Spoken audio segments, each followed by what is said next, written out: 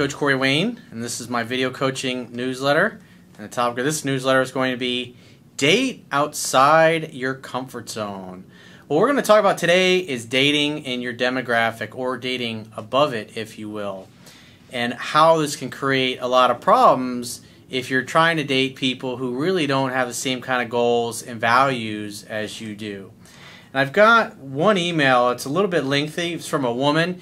And so what you're going to be able to see is what a woman goes through and how she gets bombarded with guys that just really have absolutely no clue what they're doing.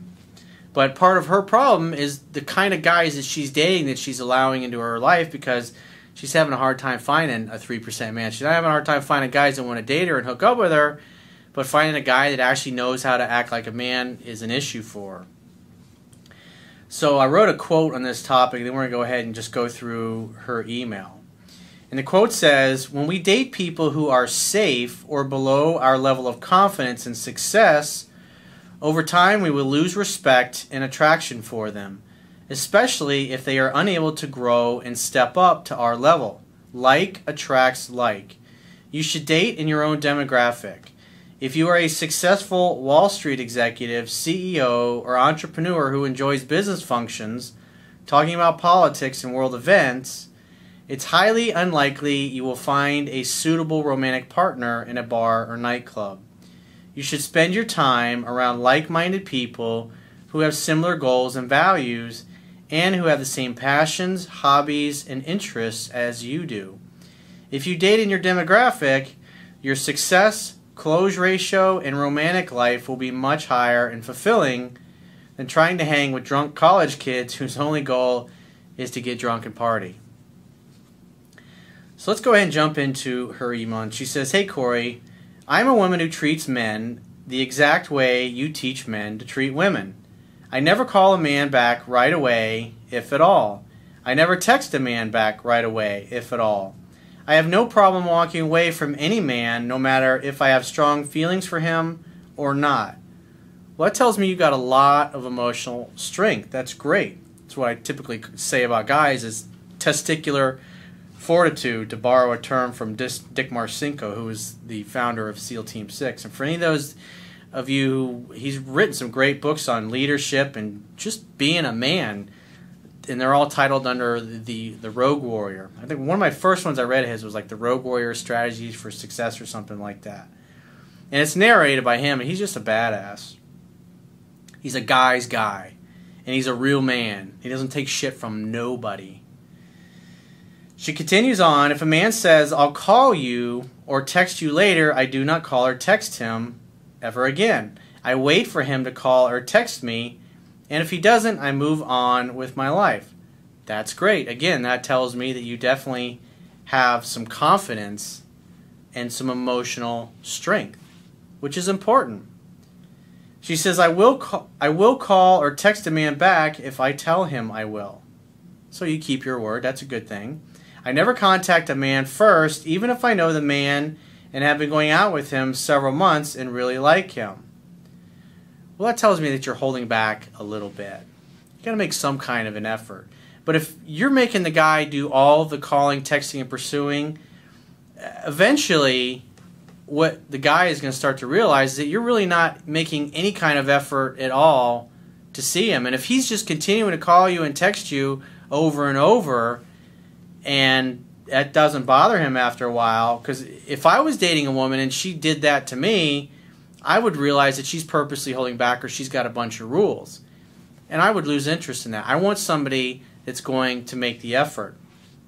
This tells me that you're purposely ignoring what your natural tendencies and feelings are inside, just because. She says, "I just won't call or text him first. I cannot bring myself to do it. I have almost done it several times, but I have not." Well, if you were really dating a guy that you really liked and he had his shit together, you'd feel comfortable calling him. She says, "I will respond if I feel like it when he contacts me, and I've had many men ask me why I don't contact them or send them texts or say hi or anything." Yeah, that's pretty much not normal. Most women are like that.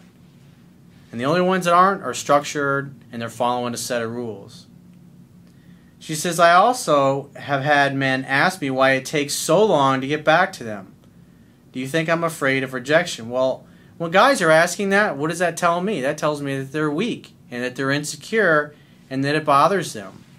Because the guy who's got his shit together, if the woman's not making much of an effort, if she's like a cold fish, which it sounds like you tend to act at times, they're just going to get bored and move on. Because you're basically holding back. You're not being yourself. You're not being authentic. You want to reach out, but you're going, oh, my rule says I can't do it, so I'm not going to do it.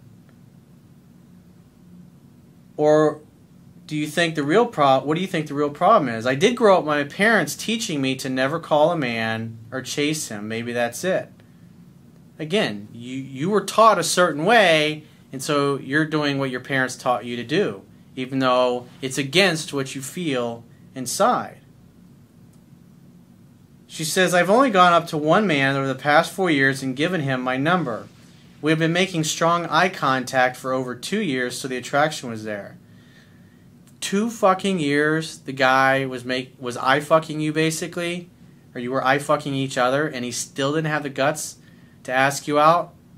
I would have not gone up and given that dude my number if I were you. Why get involved with a guy like that? And you're going to see in a minute as I go through the email, he's just a weak bitch. She says, he called me and called me and called me. Plus, he would send me texts at 3 a.m. asking if I was awake and if he could call. He is clueless. He's definitely not a 3% man. He's in the 97%. In fact, he came on so strong and we talked so much on the phone that we ended up arguing before ever going out. This lasted a week. He is definitely fucking clueless. We were on the phone for hours and hours, exactly what you say not to do. I'm pissed at myself for this because I actually like this man and I knew I needed to get off the phone, but I just could not. He's intelligent and I was amazed at what he would talk about. Still no excuse. We knew each other's whole life story inside of a week. It's like, what's the point of going out? You already know everything about each other. And the reason he's doing that is because he didn't have the guts to ask you out. What was really going on is he figures, oh, I got to get to know her first, and then I'll ask her out. This tells me this guy has zero confidence, which is totally unattractive. I'm a dumbass, and I know that. I did exactly what you say not to do. He invited me out for coffee, but I could not go on that specific day due to working, and I said I could go on another day and asked if we could reschedule. He acted like a brat and said, never mind. So he got butthurt. And she says, red flag. Definitely that's a red flag. My first instinct was he was a brat. No, he's just a little bitch that doesn't get it. He doesn't know how to act like a man. He acts like a little girl. Why would you want to waste any time talking to somebody like this? This is part of your problem. Is you've read my book and you know all these things, but you're giving guys a chance that you should be not given any chance at all. She says, the night before he called at 9 p.m., and said he was going to bed. I'm not really sure why he felt he needed to leave me a message and tell me that, but he did. Because in his mind, he's thinking, relationship. This is going to be my girlfriend. Let me call and tell her I'm going to bed. You still haven't been out on a date yet. Then at 2:30 in the morning, he called while I was sleeping, and I answered, and he was driving. Funny how he was going to bed at 9:30, but called me while he was coming home at 2:30 a.m. from someplace. Red flag. So he's drunk dialing you. I never questioned him or asked him, but I knew he was lying. It probably sounds like he was trying to say, oh, I'm going to bed now. I want you to miss me and call me. It was none of my business, and I really did not care. Now I will tell you my real attitude towards men. It could be right or it could be wrong, I'm not sure. I feel like I'm chasing a man by contacting him first. I will also dump a man the second he brings up me sleeping with someone else or dating someone else, and this is the first thing men do to me. It's like I talk about all the time in countless videos and in my book. They want to lock a girl down. Why? Or they're afraid some other dude's going to come along who's better looking, more money, more success, more confidence, and steal her away from them. Why? Because they have no self-confidence. They don't believe that they really have anything of value. And since they don't feel like they have anything to value, they feel in order to make up for that, they feel if they can get you to commit to being exclusive with them, then they don't have to worry about some other dude stealing you away. You should run from guys like that like the plague. They always say I'm not sleeping or sleeping with anyone else, and I don't want to catch anything from another man. I just look at him and just tell him I have nothing to say and cannot tell him what to do. I know he's trying to get me to say I won't see anyone else, but I won't. I will go out and see who I want when I want. Yeah, when a guy's bringing that stuff up after only a couple of dates, it just makes him look weak and pathetic. All the things, it's like, this is interesting because you get to see what the average woman typically deals with most of the guys that they meet. And that's why if you behave in the ways that I talk about in my book, they'll be happy that they met somebody that actually acts like a fucking man. She says, I'm attracted when I had men pursuing me all the time, sometimes to the point of stalking me. I do not add any man to my social networks I have gone out with. These men never go away.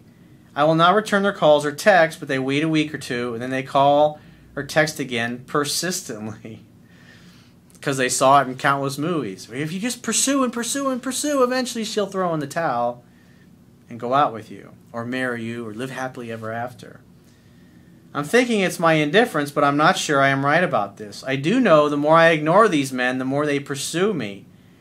I always have men who I can go out with or have sex with whenever I want. In fact, I have 3 offers for this coming Saturday night, and I have told all 3 I'm not sure at this point and will let them know on Friday. So you basically gave them all maybe dates.